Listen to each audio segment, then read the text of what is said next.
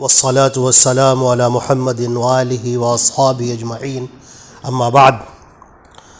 دوسرے پارے کی جو تلاوت ہوئی آج قیام اللیل میں، اس پارے کے اندر جو آغاز ہے جس کی جو شروعات ہے وہ اس بات سے ہے کہ اللہ رب العزت نے مسلمانوں کی آزمائش کے لیے جب وہ مکے میں تھے تو ان کا حکم یہ تھا کہ وہ بیت المقدس کی طرف رخ کر کے نماز پڑھیں۔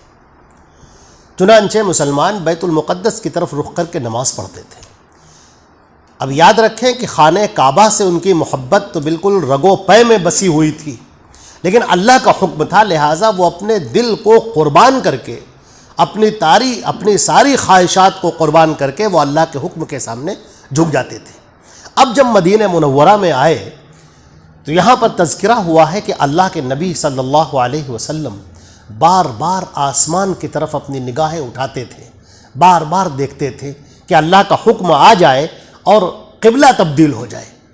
اس کو اللہ رب العزت نے یہاں پر فرمایا ہے کہ قد نرى تقلب وجهك في السماء، کہ ہم دیکھ رہے ہیں خوب کہ تمہارا جو چہرہ ہے بار بار آسمان کی طرف، تمہاری نگاہیں بار بار آسمان کی طرف اٹھ رہی ہیں، ٹھیک ہے۔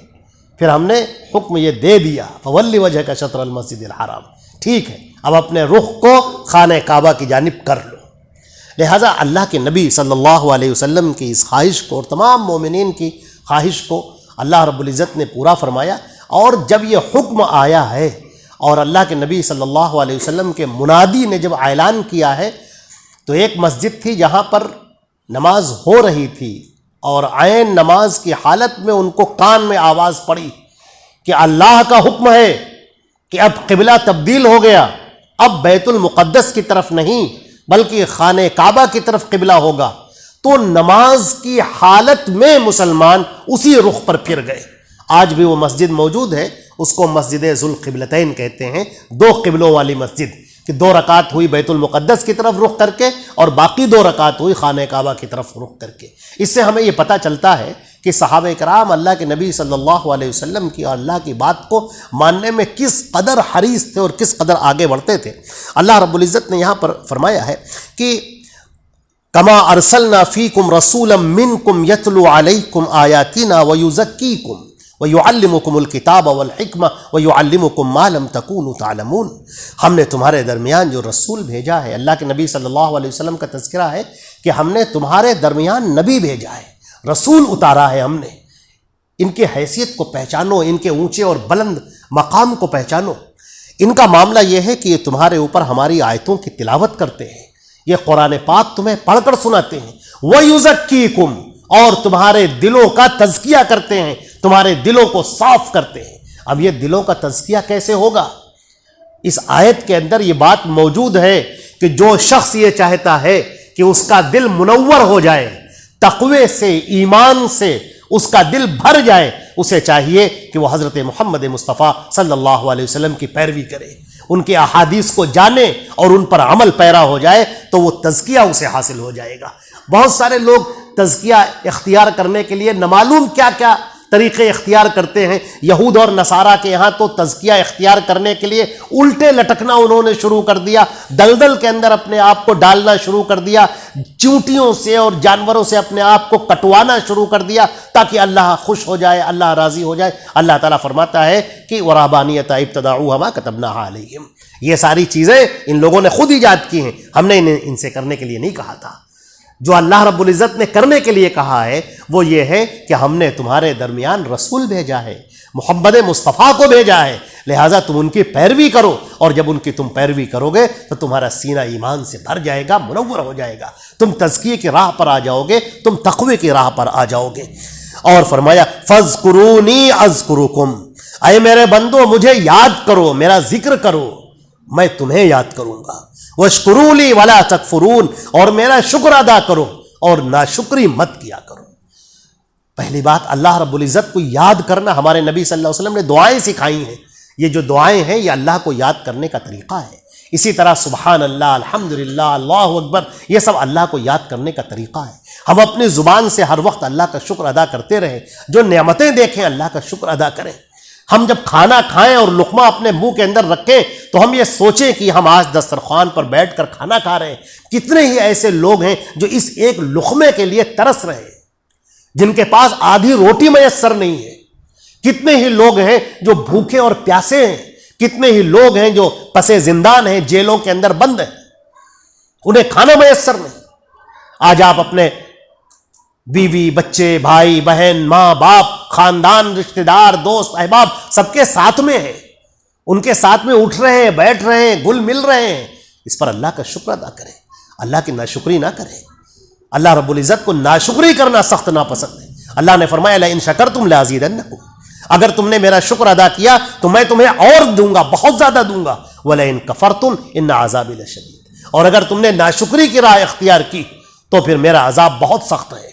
عزیزان محترم، ناشکری کی تو یوں تو بہت ساری چیزیں ہیں، لیکن ایک ناشکری اور بھی ہے جو ہم ناشکری کرتے ہیں اپنے رسول کی ہے۔ اللہ نے ہمارے درمیان رسول بھیجا، ہم ان کی بات مانیں۔ انبیاء کرام نے تمنا کی کہ کاش کہ ہم امت محمدیہ میں ہوتے۔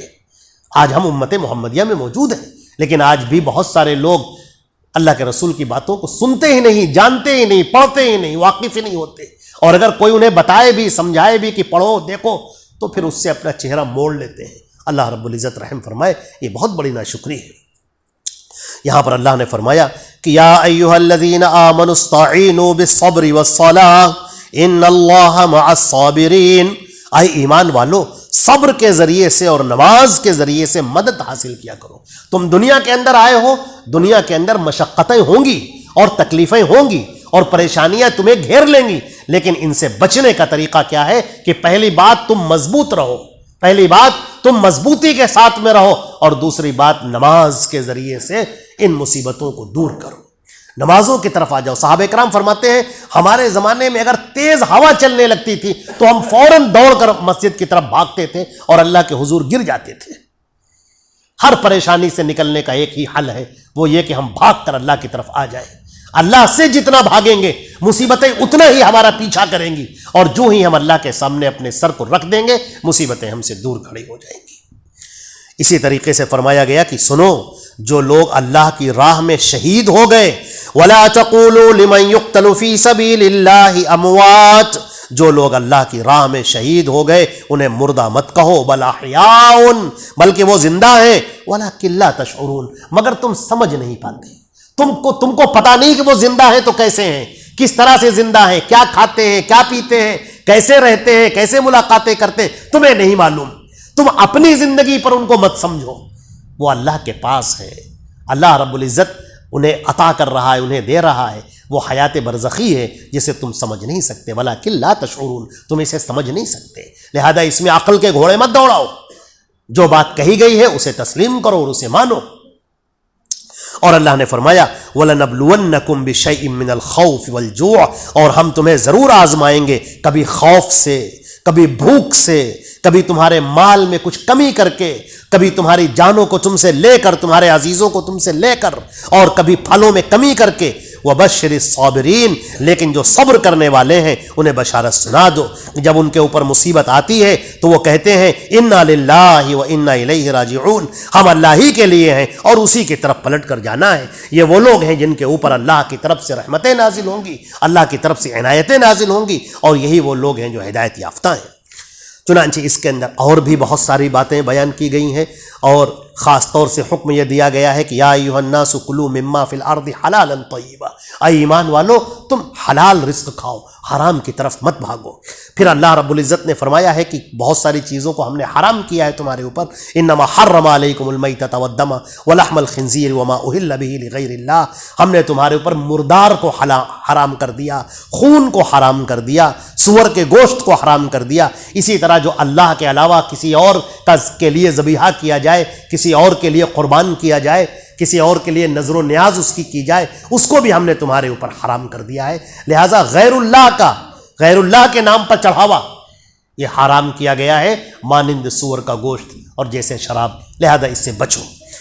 اور اللہ رب العزت نے اس میں اور بھی بہت سارے احکامات دیے ہیں، روزے کے احکامات دیے ہیں کہ روزے میں کیا کیا کیا جائے، پھر میدان جنگ کے احکامات ہیں، اور خاص طور سے یہ حکم یہ خاص طور سے دیا گیا ہے فَإِنْ قَاتَلُوكُمْ فَاقْتُلُوهُمْ، اگر یہ مشرکین اور کفار تم سے جنگ کرنے پر آمادہ ہوتے ہیں تو پھر تم ان سے جنگ کرو. فَإِنِ انْتَهَوْا، اور اگر یہ رک جاتے ہیں، ٹھہر جاتے ہیں، فَإِنَّ اللَّهَ غَفُورٌ رَحِيمٌ. اور اسی طرح اس کے اندر طلاق کے بھی احکامات بیان کیے گئے ہیں، اور اسی طریقے سے اس میں اور میراث کے احکامات بیان کیے گئے ہیں. طلاق کے حکم میں ایک بات خاص طور سے حج کے احکامات بیان کیے گئے ہیں. خاص طور سے طلاق کا ایک حکم ہم بیان کیے دیتے ہیں یہاں پر، الطلاق مرتان، طلاق دے کر پھر واپس لے لینا، طلاق دینا پھر رجوع کر لینا، طلاق کو واپس لے لینا. اللہ تعالیٰ فرماتا ہے کہ اس کا حق تمہیں 2 بار ہے، تیسری بار نہیں ہے. آج ہمارے یہاں بدقسمتی سے لوگ طلاق جب دیتے ہیں تو اس طرح سے طلاق طلاق طلاق طلاق اس طرح سے دے دیتے ہیں. یہ طریقہ صحیح نہیں ہے. طلاق دینے کا صحیح طریقہ یہ، ایک تو اللہ نہ کرے طلاق دینے کی نوبت آئے، معاملات کو درست کر لیا جائے، ٹھنڈے دماغ سے سوچ بچار کر طلاق دی جائے، اگر ضرورت ہو تو طلاق دی جائے، اور ایک طلاق دی جائے.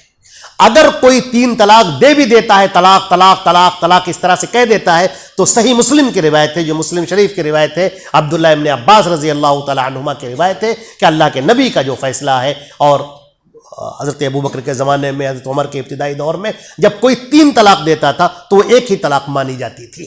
اور اس کے علاوہ بھی بہت سارے دلائل ہیں جہاں پر 3 طلاق کو اللہ کے نبی صلی اللہ علیہ وسلم نے ایک مانا ہے اور رجوع کا حق دیا ہے. لہٰذا ہمیں ان مسائل کو بھی جاننے کی ضرورت ہے، اور قرآن اور حدیث کی روشنی میں جاننے کی ضرورت ہے. اور ہمارا فرض ہے کہ ہم اللہ کی کتاب کی طرف اور نبی کی حدیثوں کی طرف پلٹ کر آئیں، اسے پڑھیں، سمجھیں، جانیں اور اس پر عمل کریں. اللہ رب العزت ہم کو اور آپ کو عمل کرنے کی توفیق عطا فرمائے. والسلام علیکم ورحمۃ اللہ وبرکاتہ.